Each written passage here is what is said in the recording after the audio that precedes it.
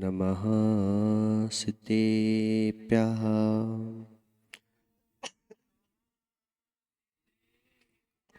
इंद्रसतिवन्द्याणं त्यों अणहित मधुर बिसत भक्ताणम् अन्तातीत गुणाणं नमो जिणाणं चित भवाणं नमो अरिहन्ताणं नमो सिद्धाणं नमो ऐरियाणं नमो वज्रायाणं नमो लोये सब साहुणम। पंच परमेष्टि भगवान की, एक है श्री आदिनाथ भगवान की, आचार्य भगवान गणाचार्य विराग सागर जी महाराज की, आचार्य भगवान गुरुवर विशुद्ध सागर जी महाराज की, तीन कमनों कोटि मुनिराजों की।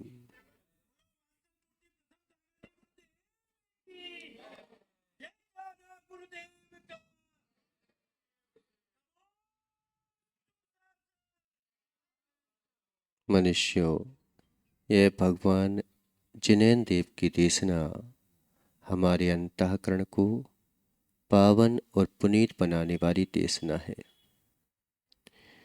आचार्य भगवंतों ने कई जगह बोला, अपनी आत्मा को समझने के लिए सबसे पहले दुनिया को समझना होगा। हम अपने सुख को प्राप्त करने के लिए इतने गाफिल हो जाते हैं कि दुनिया की पहचान को खो बैठते हैं। कौन है जो अपनी आत्मा को सुखी बनाना नहीं चाहता? कोई दुनिया में ऐसा व्यक्ति है जो आत्मा को सुखी नहीं बनाना चाहता हो, अपने आप को सुखी बनाना नहीं चाहता हो? कौन सुखी बनना नहीं चाहता? मैं सुखी रहूं ये कौन नहीं चाहता? आज तक किसी ने भी ये सोच के काम किया कि मैं सुखी ना रहूं? शादी की सुखी होने के लिए कि दुखी होने के लिए? छल किया, कपट किया सुखी होने के लिए कि दुखी होने के लिए? क्यों? हम दूसरे से इसके साथ छल कपट कर रहे हैं तो दूसरे के साथ छल कपट हो पाए ना हो पाए, लेकिन उसका प्रादुर्भाव कहाँ पे हुआ दिनेश? उसकी उत्पत्ति स्थान सबसे पहले कहाँ हुई? अगर हम दूसरों को सुखी करने लग जाएं तो उसका सुख का स्थान कहाँ पर पैदा होगा? तुम भी अपने स्वार्थ के लिए करते हो, परमात्मा भी अपने स्वार्थ के लिए करता है। ऐसा कौन सा व्यक्ति है जिसने अपने स्वार्थ की सिद्धि ना की हो? और ऐसा कौन सा जीव है जो स्वार्थ की सिद्धि सुखी होने के लिए ना करता हो? कोई ऐसा व्यक्ति है जो अपने स्वार्थ की सिद्धि सुखी होने के लिए, दुखी होने के लिए करता है? लेकिन हम देखते हैं कि स्वार्थ की सिद्धि का अगर तरीका बदल दिया जाए तो फिर सुख पाने के लिए जो स्वार्थ सिद्ध किया गया था वह दुख रूप हो जाता है। और स्वार्थ की सिद्धि का अगर तरीका सही है तो फिर वह परमात्मा बना देता है, परम सुखी बना देता है। सुखी होने के लिए सबने अपने अपने स्वार्थ को सिद्ध किया, लेकिन तरीका गलत था। दिखता सुख था, मिलता दुख था। दिखता सुख था, मिलता दुख था, और परमात्मा ने अपने स्वार्थ की सिद्धि का तरीका थोड़ा बदल दिया, दिखे दुखी मिला सुख। संसार अगर देखा जाए तो ऐसा कहेगा कि कैसे कपड़े छोड़ दिए, वस्त्र छोड़ दिए, खाना एक बार खा रहे हैं, ये कोई सुखी होने का तरीका है क्या? ये कोई बात है क्या? लेकिन कई बार देखो आप कि सुखी बनाने का तरीका है कि दूसरों को सुखी बनाने की चेष्टा करो। दूसरों को अपने जैसा अगर तुम नहीं देख पा रहे हो तो निश्चित मानो तुम कितने ही सुखी हो जाओ, लेकिन सुखी बन नहीं पाओगे, हो नहीं पाओगे तुम। ज्ञान भी जो है, जब तक दूसरों के सुख की चाह नहीं रखता तो वह ज्ञान जो है दिखता तो रहेगा, लेकिन करुणा हृदय से समाप्त हो जाएगी, अनुकंपा समाप्त हो जाएगी, वात्सल्य प्रेम मैत्री भाव समाप्त हो जाएगा। वीतराग धर्म की चर्चा हमारे आचार्यों ने की है, लेकिन सबसे पहले वीतरागता के प्रति भी राग उत्पन्न करने की बात कही। राग उत्पन्न करने की बात कही कि अगर तुम्हें वीतरागता के प्रति राग नहीं है तो फिर निश्चित मानो तुम्हारा राग जो है वह दूषित राग हो जाएगा। राग में भी, क्योंकि तुम्हें राग से ही तो उतरना है। वीतरागता की चर्चा कितने ही करते रहो, लेकिन राग जब तक सही दिशा में नहीं जाएगा तब तक वीतरागता को पा नहीं सकते तुम, कितनी ही कोशिश कर लो। तीर्थंकर भी जब प्राणी मात के प्रति दया करुणा उत्पन्न होती है, देखो आप कि सबसे पहले दूसरों पर दया करते हैं तो उसका दया का प्रादुर्भाव कहाँ होता है? हमारे अंतरंग में।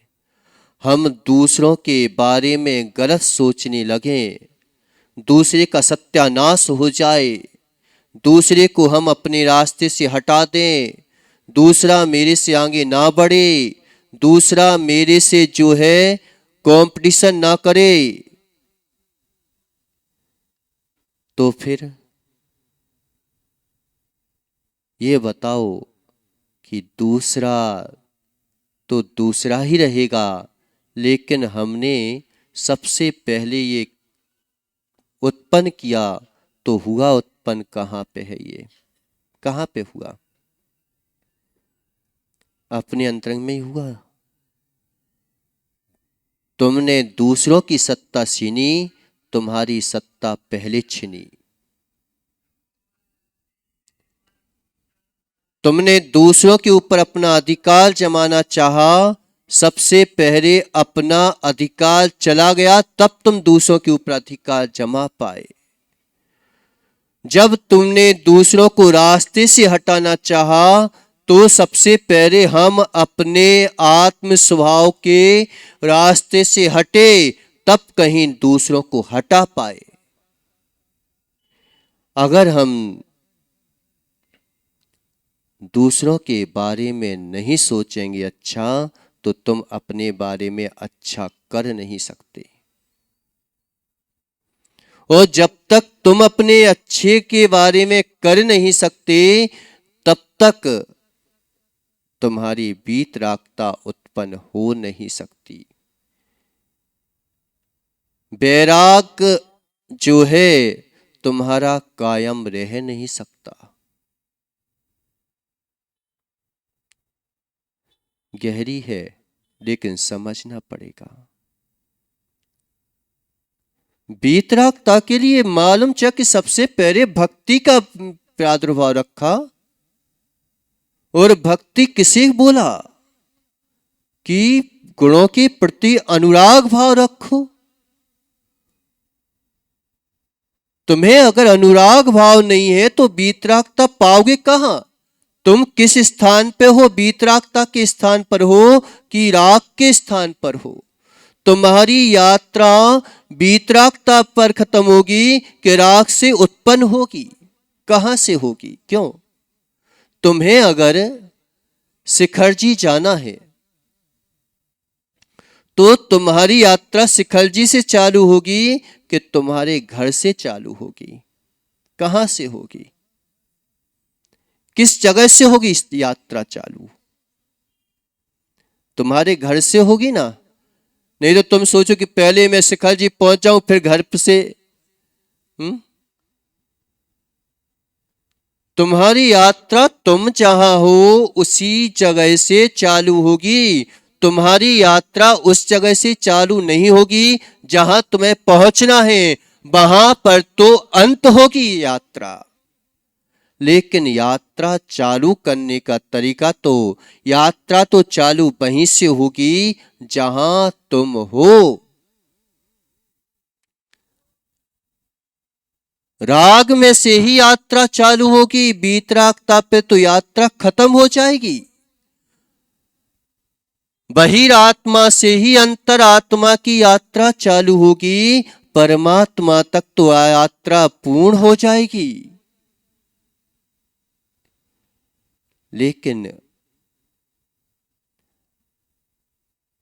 सबसे बड़ा तरीका है, वीतरागता की धर्म की चर्चा करते हुए आचार्य भगवंतों ने पहले राग उत्पन्न करने की बात कही।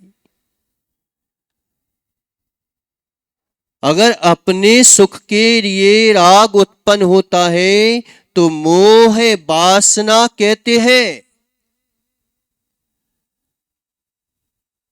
अपने सुख के लिए राग उत्पन्न होता है तो उसके लिए कहा कि मोह है, ये वासना है। दूसरों का शोषण उत्पन्न करके तुम्हारा सुख उत्पन्न होगा।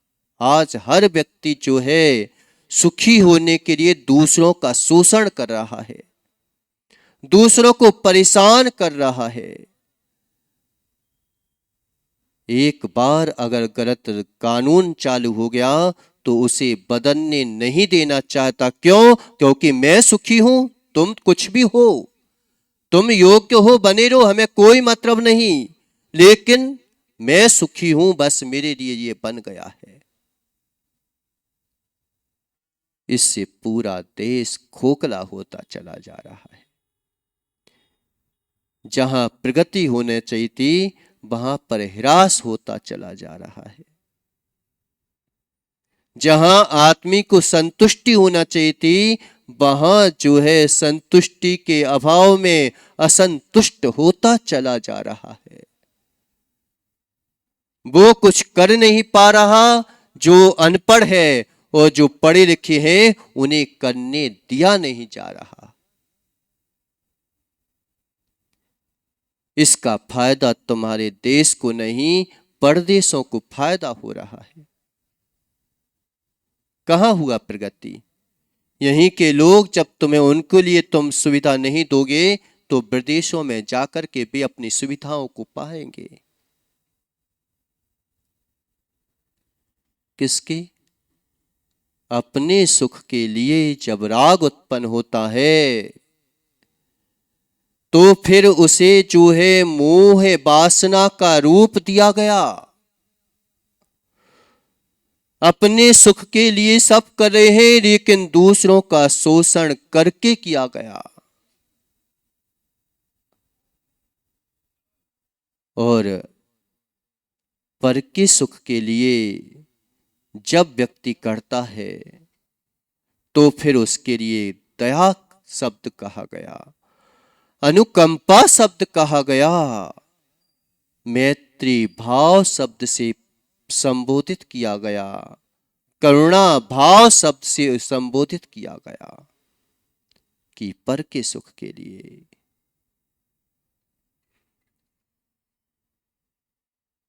पर के सुख के लिए दो व्यक्ति थे, पंडित थे, दोनों अच्छे ज्ञानी। एक निमाई पंडित थे, एक रघुनाथ नाम के पंडित थे। दोनों ज्ञानी, लेकिन निमाई पंडित ज्यादा ज्ञानी थे, समृद्ध थे, धन धान्य भी उनके पास अच्छा भरा पड़ा था। और रघुनाथ जो है वो गरीब थे। एक बार उन्होंने अपनी पंडिताई का के लिए सोचा कि कुछ लिखें, और लिखने के बाद राजा के सामने प्रेस किया जाए ताकि राजा से कुछ इनाम पाया जा सके।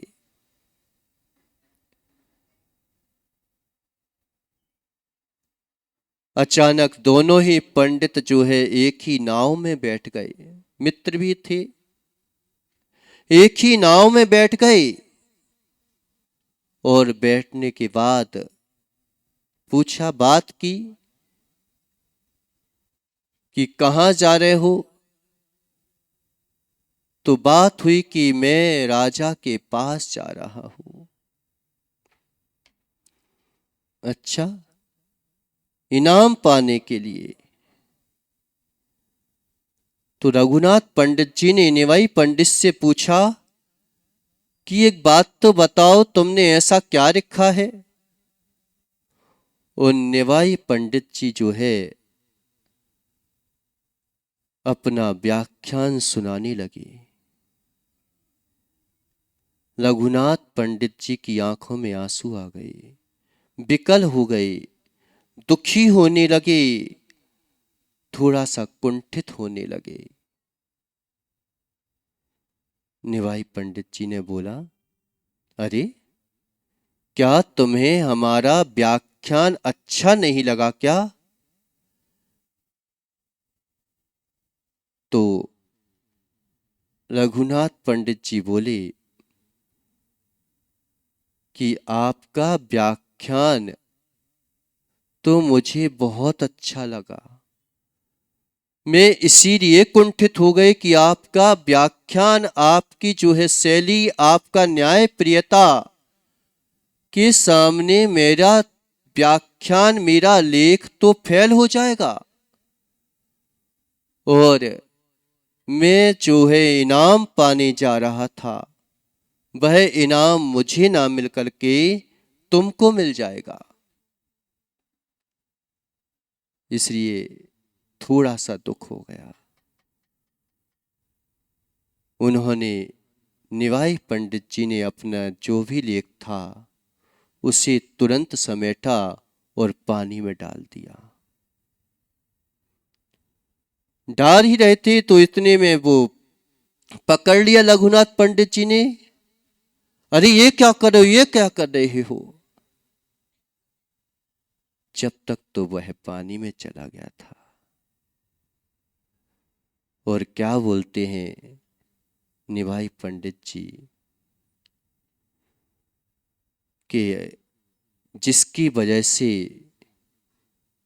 मेरा जैसा जीव दुखी हो जाए, मेरे जैसे पंडित दुखी हो जाएं, उस व्याख्यान से मतलब क्या है।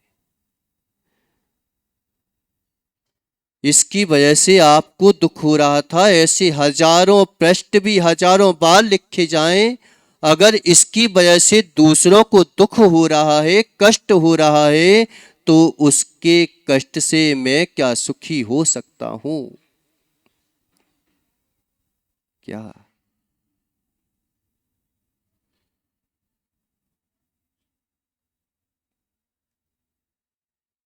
यह है सुखी होने का तरीका कि मेरी आत्मा का ज्ञान का कहीं चला जाएगा क्या, इन पृष्ठों पर रखा ले जाएगा क्या।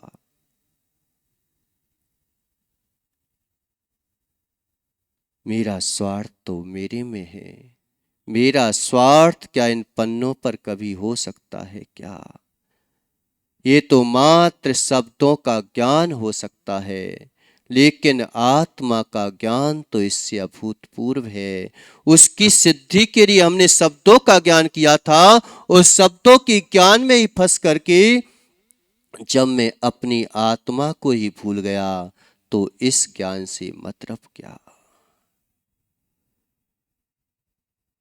वीतराग धर्म की चर्चा करते हुए सबसे पहले आचार्य भगवंतों ने राग उत्पन्न कराया। आज यही हो रहा है कि आदमी शुद्ध बुद्ध परमात्मा की बात कर लेता है, लेकिन शुद्ध बुद्ध परमात्मा का राग वीतरागता को नष्ट कर दिया। व्याख्यान इतना ऊंचा हो गया कि हमें जिससे जुड़ना चाहिए था उसी से टूट गए। हमें देवशास्त्र गुरु की आराधना करने के लिए ज्ञान मिला था, और उसी ज्ञान के लालच में, उसी ज्ञान की जो है आपाधापी में, उसी ज्ञान के अहंकार में मालूम चला कि हम अपने देव शास्त्र गुरु से ही छूट गए। किसके पीछे? किसके पीछे? करुणा थी।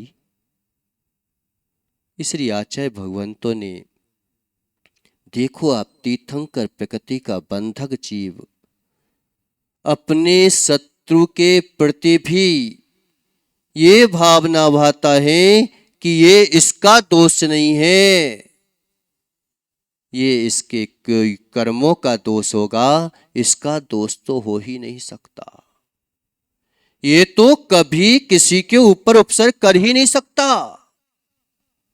एक एक जीव के प्रति उन्होंने अपने जो है करुणा को उत्पन्न किया, और उस करुणा के माध्यम से उन्होंने अपना कल्याण किया।